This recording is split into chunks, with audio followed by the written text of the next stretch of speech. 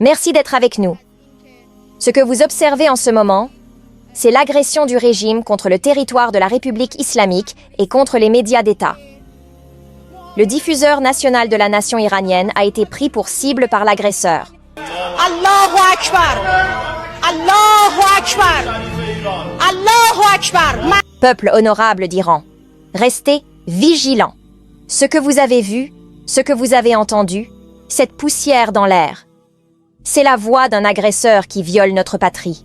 La voix d'un agresseur qui attaque la voie de la vérité et de la justice. Ce que vous avez vécu, ce que vous avez entendu, c'était l'atmosphère chargée de poussière du studio d'information.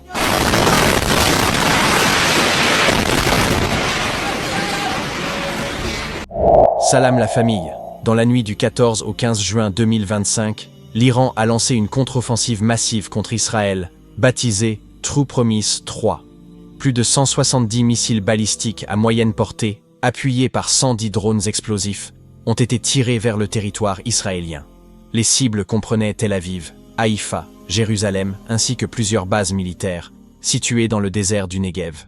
C'était la réponse directe de Téhéran à ce qu'il a qualifié de déclaration de guerre de la part d'Israël. Rappelez-vous de vous abonner à la chaîne afin d'atteindre les 200 000 abonnés.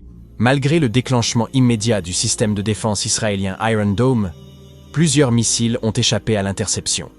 Le système, réputé pour intercepter 90% des roquettes à courte portée, s'est retrouvé débordé par la quantité et la coordination des projectiles iraniens.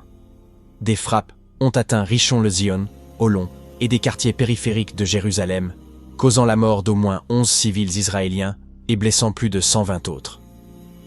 Des bâtiments résidentiels ont été endommagés et des vidéos virales montrent des scènes de panique dans les rues. Cette attaque iranienne n'est toutefois pas survenue sans raison. 2 jours plus tôt, le 13 juin 2025, Israël avait lancé une attaque préventive de grande envergure contre l'Iran, baptisée Opération Rising Lion. Cette attaque surprise avait visé plusieurs sites nucléaires et infrastructures militaires stratégiques à Natanz, Isfahan et même dans la périphérie de Téhéran. D'après les images satellites et les déclarations des autorités iraniennes, des centres de recherche nucléaire, des silos, des dépôts de munitions et des bases de lancement avaient été partiellement ou totalement détruits. Selon des sources sécuritaires proches du Mossad, cette opération avait été minutieusement préparée depuis plusieurs mois. Des drones kamikazes, des cyberattaques et des opérations de sabotage interne avaient facilité les frappes israéliennes. Plusieurs commandants des gardiens de la Révolution, dont le général Mohammad Bagheri, auraient péri dans ces frappes. Le chercheur nucléaire Fereidoun Abazi Davani aurait également trouvé la mort. Les premières frappes israéliennes ont causé la mort de plus de 230 personnes côté iranien, dont de nombreux civils travaillant dans les zones industrielles de Natanz et Isfahan. Les secours iraniens ont eu des difficultés à accéder aux zones visées en raison des risques de nouvelles frappes. En réponse aux tirs iraniens, Israël a de nouveau bombardé des installations militaires autour de Kermanshah, Shiraz et Bandar Abbas, provoquant des explosions massives selon des témoins locaux. Les médias iraniens rapportent la mort d'au moins 28 militaires dans cette seconde vague. Benyamin Netanyahu, très critiqué en interne, s'est rendu dès le 15 juin sur les lieux touchés à Bat Yam. Sur place, il a promis une riposte d'une ampleur encore jamais vue, accusant l'Iran de vouloir anéantir l'État hébreu. De son côté, l'ayatollah Khamenei a déclaré dans un discours télévisé « Le régime sioniste regrettera cette agression. Nous avons seulement montré une fraction de notre capacité de réponse.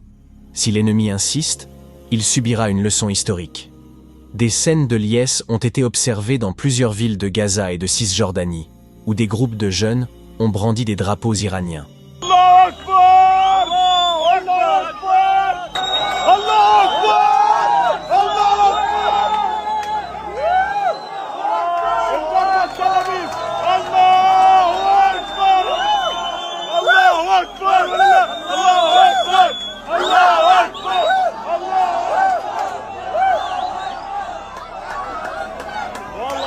Sur TikTok et Telegram, des vidéos montrant les missiles iraniens en vol et les sirènes à Tel Aviv ont été partagées par des millions d'utilisateurs.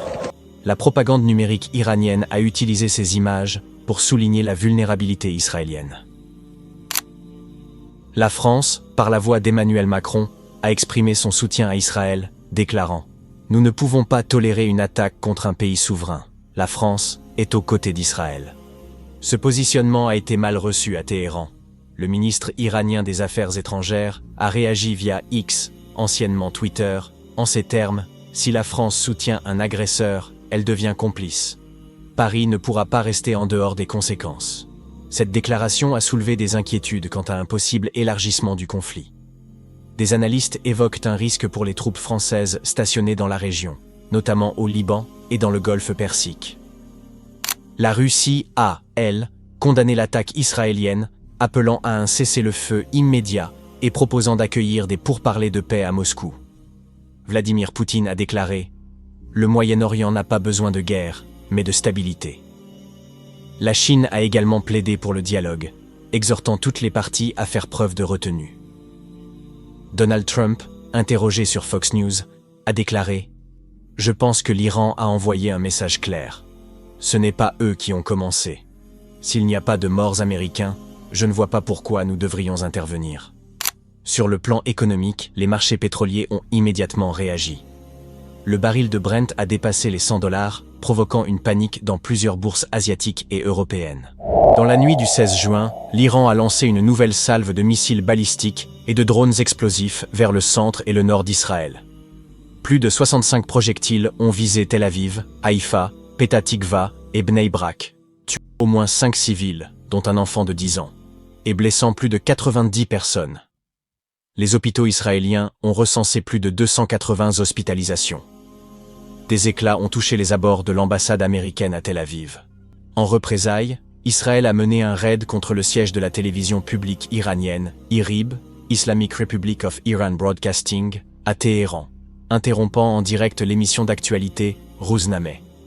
L'animatrice Sahar Emami, très connue en Iran, était en train de lire une déclaration officielle du ministère de la Défense iranien, annonçant une nouvelle phase de résistance stratégique contre l'occupation zioniste, lorsqu'une violente explosion a secoué les studios.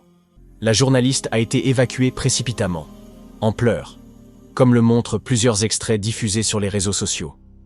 IRIB est l'une des chaînes les plus regardées du pays, notamment pour ses journaux télévisés très suivis dans les milieux conservateurs. L'Iran a dénoncé un crime de guerre contre la liberté de la presse. Le président du G7, réuni au Canada, a exhorté à la désescalade, tout en rappelant le droit à la légitime défense. Trump a publié son propre message lors de son séjour au Canada pour le sommet du G7.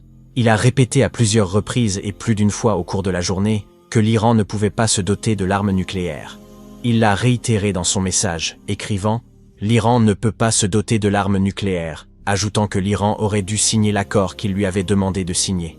Il a terminé son message en disant « Tout le monde devrait immédiatement évacuer Téhéran ». Dans le monde arabe, cette riposte iranienne est largement vue comme légitime.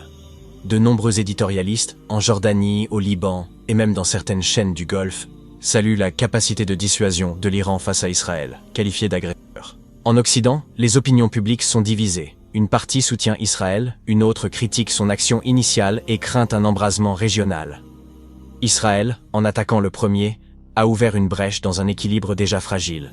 Si l'on condamne les violences de part et d'autre, on ne peut ignorer que l'Iran a agi en légitime défense. L'histoire nous enseigne une leçon simple. Celui qui frappe doit s'attendre à être frappé. Morale de cette affaire: qui sème la guerre récolte la riposte. À Israël de méditer cet adage, car celui qui l'a fait l'attend.